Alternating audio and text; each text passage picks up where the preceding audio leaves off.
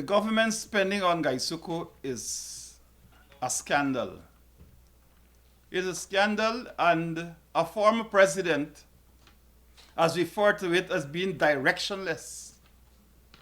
You have an entity into which we are pouring billions of dollars into it, but it's directionless.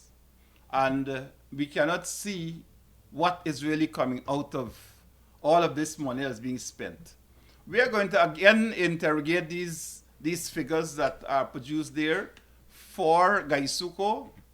And every day you listen to Jack Deere's press conference. He gives you a whole convoluted explanation about these estates. And when they came into office, in fact, one of the promises when they came into office was that they will resuscitate all of the estates that were closed down. Well, I'm still looking to see that happening. I'm still looking to see it happening. What I do know is that they're spending a lot of money. And the persons who are working in that industry at the lowest levels, they are not benefiting from all that money that's being spent.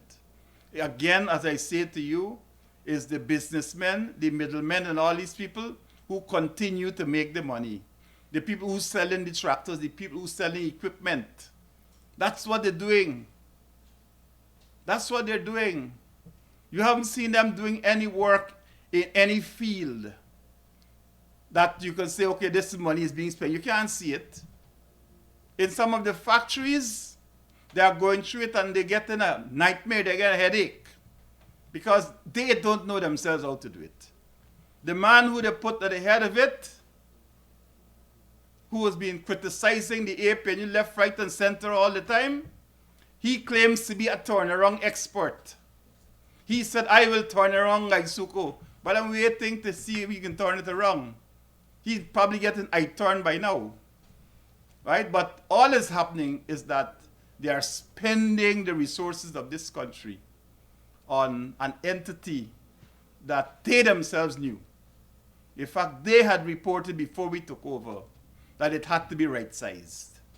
And so it is about right-sizing it and bringing it up to a certain point that will ensure that sugar is produced at a level that can match the cost of production with the actual price that you receive for it.